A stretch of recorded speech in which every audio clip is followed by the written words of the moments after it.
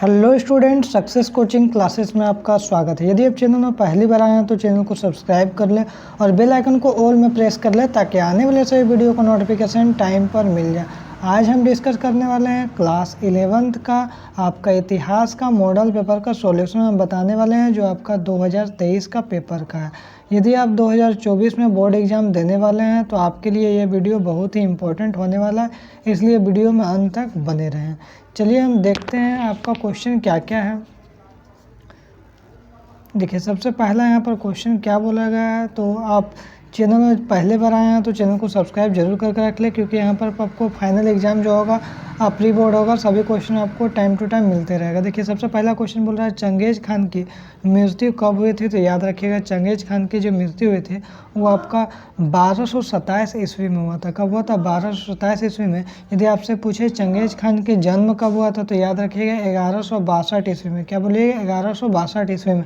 आगे यहाँ पर बोल रहा है, देखिए, मंगोल सेना की सबसे बड़ी इकाई में कितने सैनिक शामिल थे। तो याद रखिएगा 10,000 सैनिक शामिल थे। कितना थे? तो 10,000 सैनिक शामिल थे।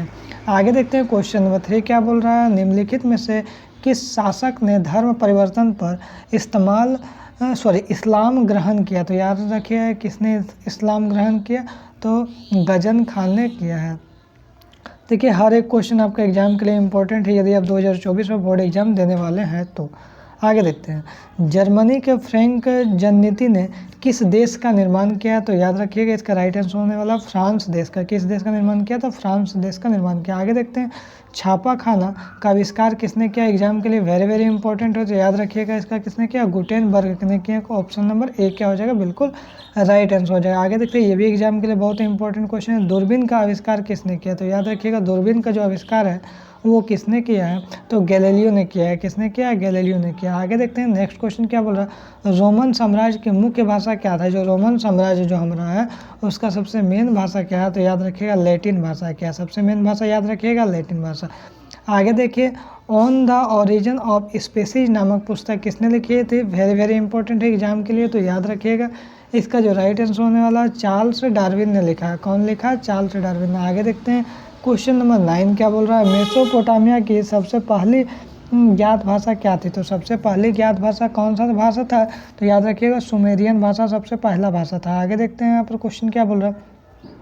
निम्नलिखित में से सबसे प्राचीनतम सबसे पुराना सभ्यता कौन सा है। तो याद रखिए यदि क्वेश्चन आपके एग्जाम के लिए बहुत इंपॉर्टेंट है, सबसे पुराना सभ्यता तो मेसोपोटामिया की सभ्यता सबसे पुराना सभ्यता। आगे यदि देखते हैं क्वेश्चन नंबर 11 क्या बोल रहा है। उर नगर कहाँ है। तो याद रखिएगा आपका जो उर नगर कहाँ पे है, तो दक्षिणी मेसोपोटामिया में। कहाँ पे है? दक्षिणी मेसोपोटामिया में। आगे देखते हैं मेसोपोटामिया कहाँ है, तो ये भी आपका एग्जाम के लिए बहुत इंपॉर्टेंट है। मेसोपोटामिया आपका कहाँ है? तो याद रखिएगा इराक में है। कहाँ पे?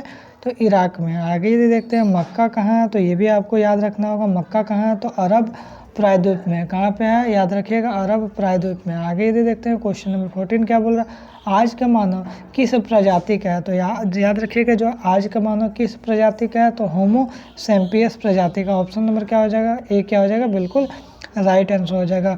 मानव ने आग पर पकाकर मिट्टी के बर्तन बनाना कब आरंभ किया। तो याद रखिएगा नवपाषाण काल में। कब से आरंभ किया? नवपाषाण काल में। आगे देखते हैं क्वेश्चन नंबर 16 क्या बोल रहा है। निम्न में से कौन सा पाषाण औजार नहीं है। पाषाण औजार मतलब पुराना औजार नहीं है, तो याद रखिएगा मिट्टी का जो बर्तन है इसका राइट आंसर हो जाएगा। पत्थर का किनारा, गढ़ास या हाथ कुल्हाड़ी, ये सब क्या पुराना औजार है, लेकिन मिट्टी का बर्तन नहीं है। आगे देखते हैं क्वेश्चन नंबर 17 क्या बोल रहा है। शिल्प कृतियाँ क्या है। तो याद रखिएगा इसका राइट आंसर होने वाला है आपका ऑप्शन नंबर डी। औजार भी होगा, मूर्तियाँ भी होगा, चित्रकारियाँ भी होगा, इनमें से सभी इसका राइट आंसर हो जाएगा। आगे देखते हैं, सड़क निर्माण प्रणाली का आविष्कार किसने किया। तो याद रखिएगा सड़क निर्माण प्रणाली का आविष्कार जो किया है वो क्या है? मैकडम ने किया। कौन ने किया? मैकडम ने किया। आगे देखते हैं, बेबीलोन नगर का प्रमुख देवता क्या है। एग्जाम के लिए बहुत इंपॉर्टेंट क्वेश्चन है। बेबीलोन नगर का प्रमुख देवता कौन है। तो याद रखिएगा आपका मर्दुक है। आगे देखते हैं क्वेश्चन नंबर यहाँ क्या बोल रहा है 20 क्या। मंगोलों का प्रिय पशु कौन था। तो याद रखिएगा जो मंगोलों है उसका प्रिय पशु कौन था, तो घोड़ा था। ऑप्शन नंबर डी क्या हो जाएगा? राइट हो जाएगा। आगे देखते हैं, मंगोल कौन थे। तो याद रखिए जो मंगोल कौन थे, तो मध्य एशिया की जनजाति थे। कौन थे? मध्य एशिया की जनजाति थे। आगे देखते हैं सामंतवाद की सबसे छोटी इकाई क्या थी। याद रखिएगा सामंतवाद का सबसे छोटी इकाई यदि आपसे बोला जाए तो आप क्या बोलिएगा, नाइट बोलिएगा। सबसे छोटा इकाई क्या है, नाइट है। आगे यदि देखते हैं क्वेश्चन नंबर 23 क्या बोला, तीर्थ क्या था। तो याद रखिएगा तीर्थ क्या था, तो जो तीर्थ था चर्च को दिया जाने वाला कर था। क्या था, चर्च को दिया जाने वाला कर था। आगे देखते हैं सामंतवाद का अधिक्रम नहीं था। तो याद रखिएगा सामंतवाद का अधिक्रम नहीं था, तो नाइट इसका राइट आंसर हो जाएगा। आगे देखते हैं क्वेश्चन नंबर 25 क्या बोल रहा है, ईसाई धर्म का प्रथम पोप किसे माना जाता है। तो याद रखिएगा ईसाई धर्म का प्रथम पोप किसे माना जाता है, तो ऑप्शन नंबर ए हो जाएगा, ग्रिगोरी इसका राइट आंसर हो जाएगा। आगे देखते हैं 26 क्या बोला है, पुनर्जागरण किस देश में प्रारंभ हुआ है। तो याद रखिएगा इसका जो राइट आंसर हो जाएगा आपका इटली देश। द लास्ट सपर की रचना किसने की। तो याद रखिएगा द लास्ट सपर की रचना जो है